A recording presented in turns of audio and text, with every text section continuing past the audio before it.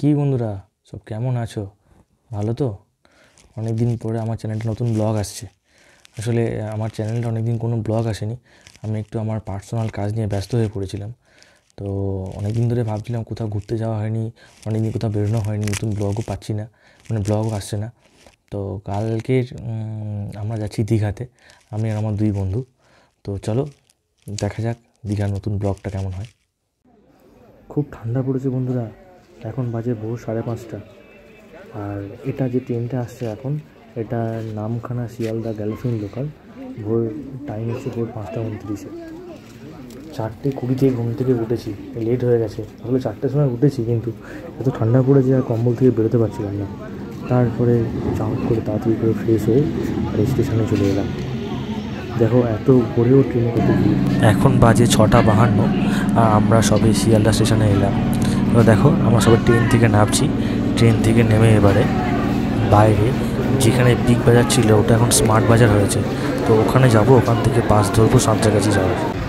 বাসের জন্য খুব একটা ওয়েট করতে হলো না। স্মার্ট বাজারের সামনে আসতেই দেখলাম বাসের কন্ট্রাক্টর হাঁক দিচ্ছিল সাঁতরাগাছি দুলাগড় বলে। যেই সাঁতরাগাছি নামটা শুনলাম সঙ্গে সঙ্গে ছুটে এসে বাসে উঠে পড়লাম। আর উঠে পড়ে কপালটা ভালো ছিল, বাসের সিটটা খালি ছিল। কারণ আমার যা ভারী ব্যাগ, আসলে আমার ঘুরতে যাওয়ার অভিজ্ঞতা খুব কম, তাই যেখানে যাই সব কিছু ব্যাগে পোঁটলা করে নিয়েই যাই। আমাদের বাস ছেড়ে দিয়েছে সাঁতরাগাছির উদ্দেশ্যে। আর একটা কথা, এত সকালে তো খুব একটা শিয়ালদা স্টেশনে আসা হয় না, তাই আমরা যখন আসি তখন মানুষের ভিড় বেশি থাকে। কিন্তু এখন দেখছি যে ব্যক্তি তাদের ভিড় বেশি। এই দেখো নিউ মার্কেট পুরো ফাঁকা। আমরা এখন চলে এসেছি কলকাতা ময়দানের আশপাশটায়। এই দেখো মাঠে ঘোড়া দাঁড়িয়ে আছে, মাঠে এক সাইডে ছেলেরা খেলছে, আবার কেউ কেউ জগিংও করছে সকালবেলা ঘুম থেকে উঠে। আমরা এখন চলে এসেছি বিদ্যাসাগর সেতুর ওপর। আসলে অন্যান্য দিন বেলার দিকে এই ব্রিজের ওপর একটু গাড়ি ঘোড়ার চাপ থাকে, কিন্তু আজকে তো একদম সকালবেলা যাচ্ছি, তাই এই সময় কটা গাড়ি ঘোড়ার চাপ নেই। আর পরিবেশটা কেমন শান্তই লাগছে। এখনও কিন্তু ঠিকঠাকভাবে সূর্য ওঠেনি, তাই চারিদিকে কুয়াশার ভাবটা একটু বেশি আছে। তাও যতটা ভালো লাগছে নদীটা দেখায় একটুখানি, ভিউটা ভালোই লাগে বেশ দেখতে এখান থেকে। কথা বলতে বলতে আমরা সাঁতরাগাছি স্টেশনে চলে এসেছি, বাস থেকে নেমে গেছি। এই দেখো, আমি কখনো সাঁতরাগাছি স্টেশনে আসিনি। এখানে আমার সঙ্গে আরও একজন বন্ধু আছে, দুটো বন্ধু আছে। একজন সামনে যাচ্ছে আর আমি আমার একটা বন্ধু পাশাপাশি যাচ্ছি। কিন্তু ওদের কথা হলো ওদেরকে ক্যামেরায় নেওয়া যাবে না, ওদেরকে নিয়ে কিছু বলা যাবে না। যে ভিডিওটা আমি করবো তাদের শুরু দিয়ে আমিই থাকবো, ঠিক আছে? ওরা মাঝে মাঝে ক্যামেরা ধরে হেল্প করে দেবে, কিন্তু ওরা ক্যামেরার সামনে আসবে না। তো দেখো সাঁতরাগাছি স্টেশনে কখনো আসেনি, তো এই ফার্স্ট টাইম এলাম। স্টেশনটা অনেক বড় আর অনেকগুলো প্ল্যাটফর্ম আছে। আমি জানি না আমাদের ট্রেনটা কত নম্বর প্ল্যাটফর্মে আসবে, এখনও মাইকে কোনো কিছু অ্যানাউন্স করেনি। তাই ওভারব্রিজের ওপরে দাঁড়িয়ে দাঁড়িয়ে ট্রেনের ভিডিওগুলো করছি। কিন্তু অনেকক্ষণ দাঁড়িয়েছি, এবার নিচে গিয়ে একটু বসতে হবে। যেই না নিচে গিয়ে একটু বসেছি, সঙ্গে সঙ্গে একটা এক্সপ্রেস ট্রেন কোথা থেকে এলো, সে দাঁড়ালো। এর মনে হয় কোনো সমস্যা আছে ইঞ্জিনের। এত হারে পলিউশন ছাড়ছে যেখান থেকে মানুষ উঠে পালাচ্ছে। কী বিচ্ছিরি ধোঁয়া, পুরো প্ল্যাটফর্মটা ধোঁয়ায় ঢেকে গেল। এবার উঠে আমরা ওখান থেকে চলে গেলাম। এই দেখো এবার একটু সামন দিয়ে দেখালাম, কেউ ওখান দিয়ে দাঁড়াতে পারছে না, যে আসছে সে মুখ চোখ ঢেকে দিয়ে আসছে, এত বিচ্ছিরি ধোঁয়া। প্রথমে আমরা 2 নম্বর প্ল্যাটফর্মে বসছিলাম, কিন্তু তারপর বললো ট্রেনটা 1 নম্বর প্ল্যাটফর্মে আসবে। তো ট্রেনটা অলরেডি 1.5 ঘন্টা লেট। 1.5 ঘন্টা স্টেশনে বসে বসে খুব বোর হচ্ছিলাম, কারণ সকালবেলা বুঝতেই পারছো সেই না ঘুমিয়ে, ঠিকঠাকভাবে খাওয়া দাওয়া না করে জাস্ট ফ্রেশ হয়ে বাড়ি থেকে বেরিয়ে পড়েছিলাম। আর ট্রেনটার টাইম 9টার সময়, 9টা সামথিং। তো ট্রেনটা আসে সেই 10:30টার সময়। সব সময় মাইকে অ্যানাউন্স করছে কি না, ট্রেনটা রেডি হয়নি। এই ট্রেনটার নাম হচ্ছে সাঁতরাগাছি দীঘা সুপারফাস্ট এক্সপ্রেস। এই ট্রেনটা হচ্ছে একটা 8 বগির ট্রেন, 8 বগি একটা ইঞ্জিন বগি। তো যাকে ট্রেনে আমরা উঠলাম আর ট্রেন ছেড়েও দিল। অনেকক্ষণ ওয়েট করার পরে ট্রেনটা ছাড়লো। সব ট্রেন চলে যাচ্ছে, কিন্তু আমার ট্রেনটা আসছেই না। দেখা যাক আমরা কখন পৌঁছাই। অলরেডি তো 1.5 ঘন্টা লেট করিয়ে দিল। এবার জানি না, হয়তো ওখানে যেতে যেতে সন্দেহ হয়ে যেতে পারে।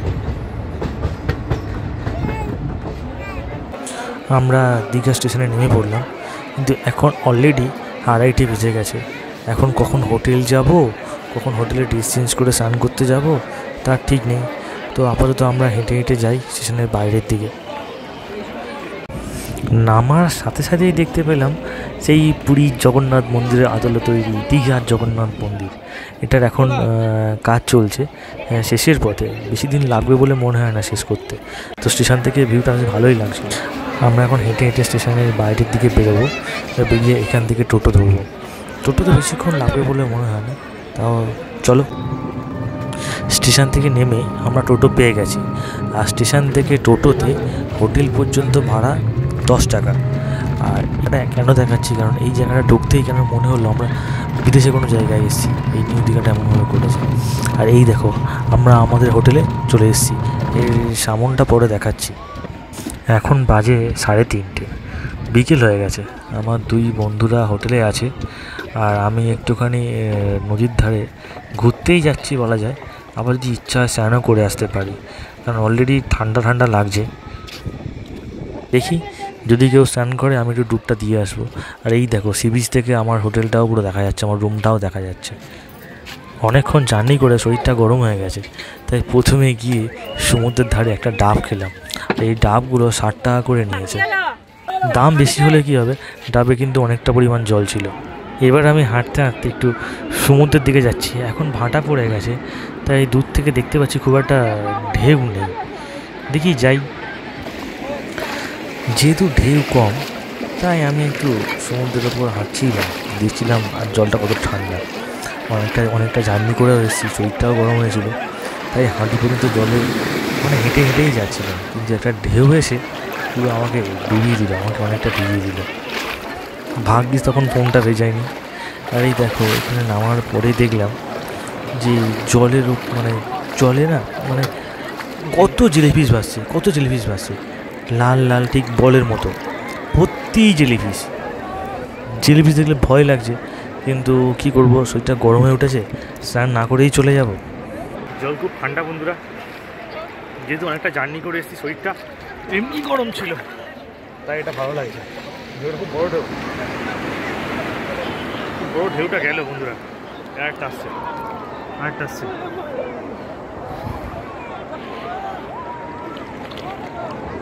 দেখো আমি সবার থেকে দূরে এসেছি, আর কেউ নেই যে দূরে আমি একা একা যাবো না।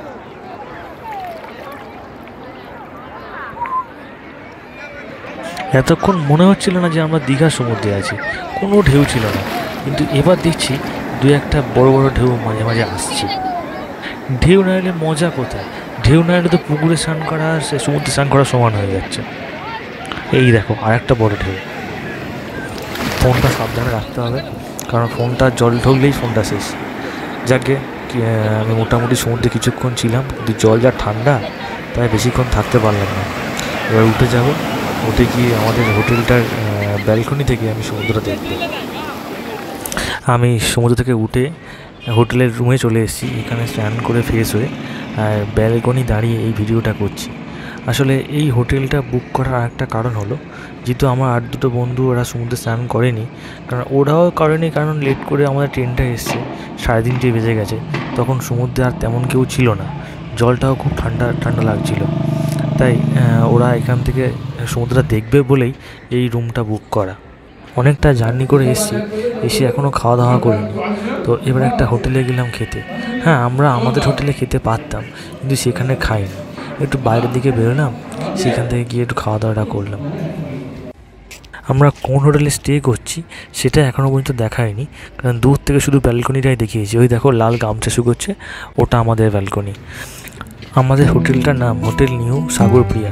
তা হোটেলটা জাস্ট একবার দেখো, কত সুন্দর হোটেল এটা।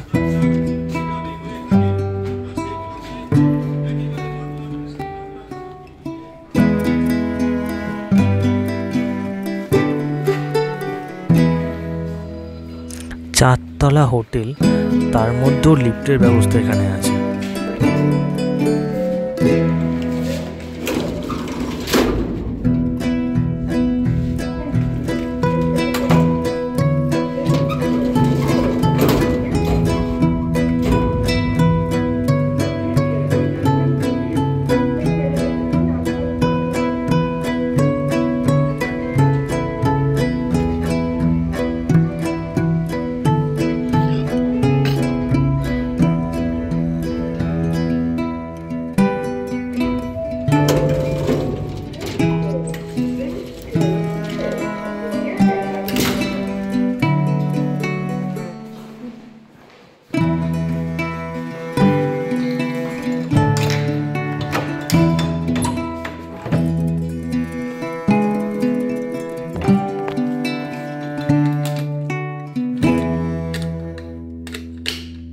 এবার তোমরা রুমটা দেখো, কি দারুণ রুমটা, মানে জাস্ট ফাটাফাটি।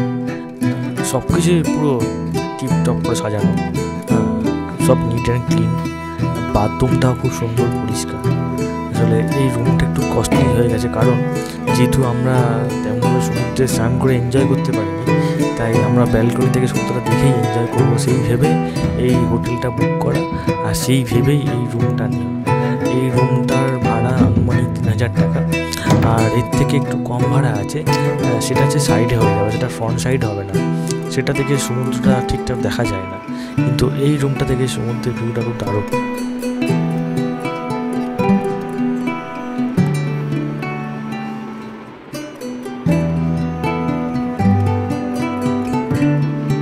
সন্ধেবেলায় আমরা ঠিক করলাম যে সমুদ্রের বীচ ধরে আমরা ওল্ড দীঘা হেঁটে হেঁটে যাব। তো যেমন ভাবনা তেমন কাজ, আমরা ওই লাইট ধরে ধরে হাঁটতেই শুরু করলাম। ওল্ড দীঘা পৌঁছেও গেলাম। ওল্ড দীঘা পৌঁছাতে আমাদের প্রায় 20 থেকে 25 মিনিট সময় লাগলো। তো ওখানে গিয়ে একটা আইসক্রিম কিনলাম, কিনে আর ওল্ড দীঘাটা ঘুরে দেখলাম। আর তোমরাও দেখো ওল্ড দীঘায় কী কী আছে, কোথায় কোথায় ফটো তোলা যাবে, সবটা দেখো।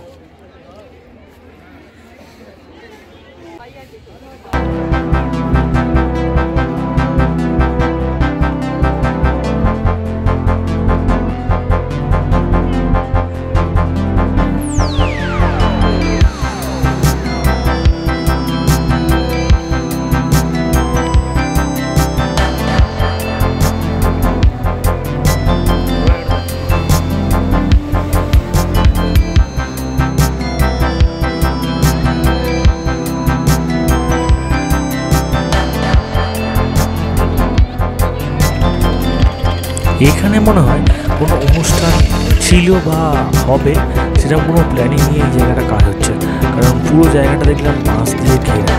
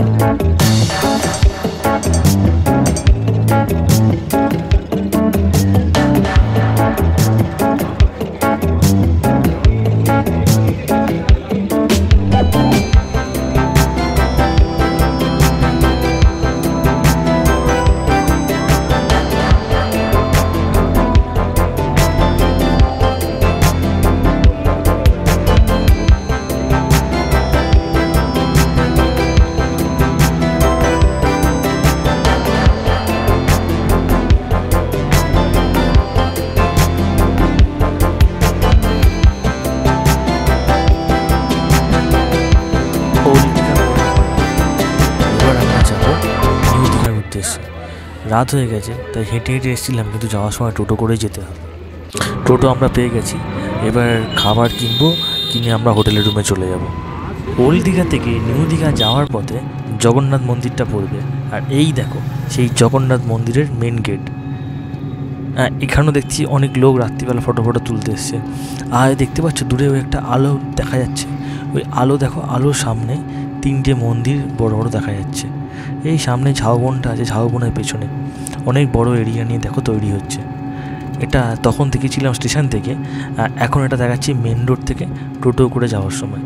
ভালো লাগছে, বেশ ভালো হবে ওর মন্দিরটা, বোঝা যাচ্ছে। দুপুরের খাবারটা যেহেতু আমরা খেয়েছি বিকেল 5টার পরে, তাই রাতে তেমন খিদে নেই। তো একজন তো অলরেডি বিরিয়ানি কিনে নিয়ে চলে গেছে রুমে, তো আমার সঙ্গে একজন ছিল, তো আমি কি খাবো চাউমিন, আর সে খাবে চিকেন টিক্কা। আজকে দীঘা ঘোরা মোটামুটি শেষ। দুপুরের লাঞ্চটা খুব চাপ করে করেছি, তাই রাতের ডিনারটা তেমন কিছু করবো না।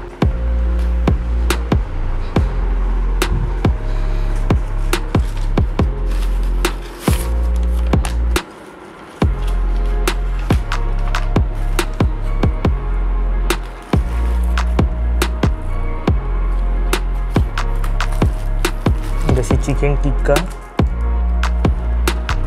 ও স্যালাড অনেকটা দিয়েছে, আর এটা চাউমিন, চাউমিন দুটো আবার দিয়েছি।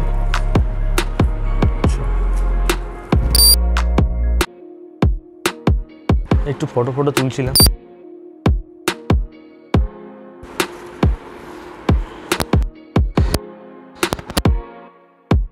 ঘুমাবো। কাল সকাল 9:30 হোটেলটা চেক আউট করবো। তারপর ইচ্ছা আছে সুইমিং পুলে যাওয়া। তো দেখা যাক কালকের আবার কি করা হয়, সবটাই তোমাদেরকে দেখাবো। দেখাতে ভুলে গেছিলাম, কাজু এটা 1000 টাকা করে কেজি, 500 নিয়েছি। এটা 450 টাকা নিয়েছে এই ন্যাশনাল কাজু থেকে।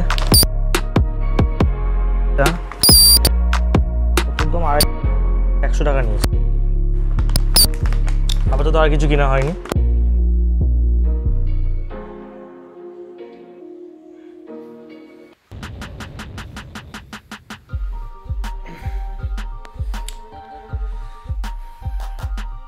গুড মর্নিং বন্ধুরা, বেলা হয়ে গেছে, 7টা বাজে। চলো দেখি বাইরের ভিউটা কেমন। 7টার সময়, সকাল 7টার দিকে আর বাইরের ভিউটা। প্রথমে দেখাই এই রুমটা কেন নেওয়া।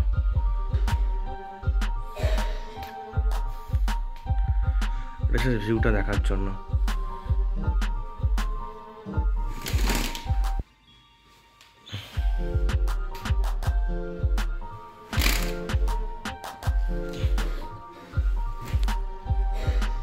সূর্য উঠে গেছে অনেকক্ষণ আগে।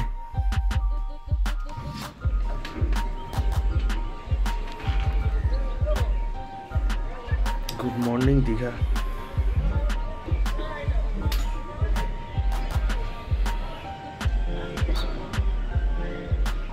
সূর্য অনেকটা উপরে উঠে গেছে, আমাদের ঘুম থেকে উঠতে লেট হয়ে গেছে।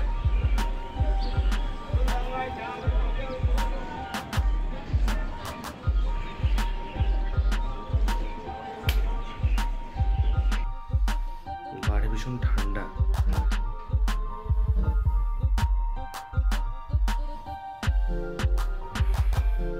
তাই বেডে বসে বসেই সমুদ্র দেখবো জুম করে।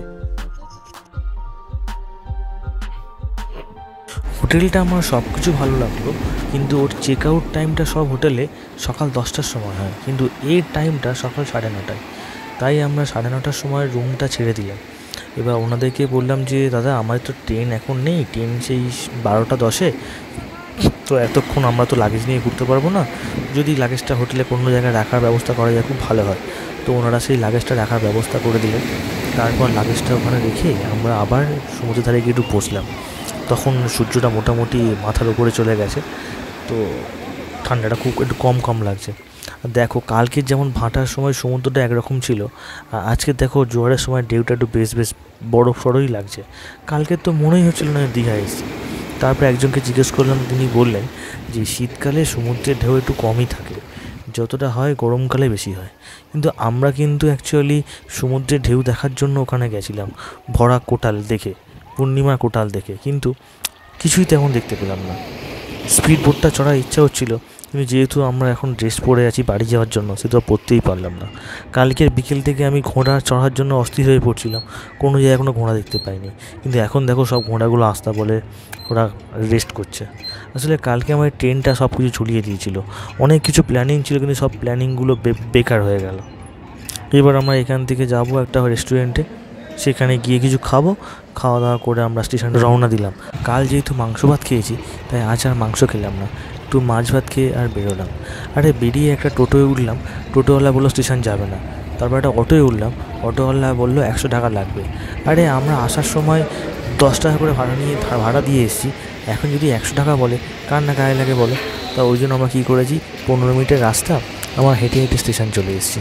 আর এই দেখো স্টেশন থেকে পুরীর মন্দিরের ভিউটা কী সুন্দর লাগছে, একদম স্টেশনের পাশেই মন্দিরটা করেছে। আর এই দেখো দূরে আমাদের ট্রেনও দাঁড়িয়ে আছে। আমাদের ট্রেন টাইম অ্যাকচুয়ালি 12টার সময়। তো পুরীর মন্দিরটা আমি জুম করে দেখাচ্ছি। দেখো এখন ওপরে দেখতে পাচ্ছ মন্দিরে কাজ হচ্ছে, উপরে অনেকগুলো মানুষ উপরে উঠে দাঁড়িয়ে আছে, তারা কাজ করছে একদম পুরো স্টেশনের পাশেই। দীঘা স্টেশনটা ভালো করে দেখে নাও একবার, কারণ এবার হয়তো আসবো আমরা, পুরীর মন্দির যখন পুরো ওপেনিং হয়ে যাবে তারপরে একবার আসতে হবে। সরি, ওটা দীঘার মন্দির হবে। তো দেখো আমাদের ট্রেনও দাঁড়িয়ে আছে এখানটায়। তো আমরা এখন হাঁটতে হাঁটতে যাচ্ছি। আমরা কামরায় উঠেও গেলাম। আমরা আমাদের সিট নাম্বারটা খুঁজছি এবার। খুঁজে আমরা বসে পড়বো, বসে ঘুমিয়ে যাব। আর বন্ধুরা, এই ব্লগটা কেমন লাগলো কমেন্ট করে জানিও। আমরা যা যা করেছি সবটা তুলে ধরেছি।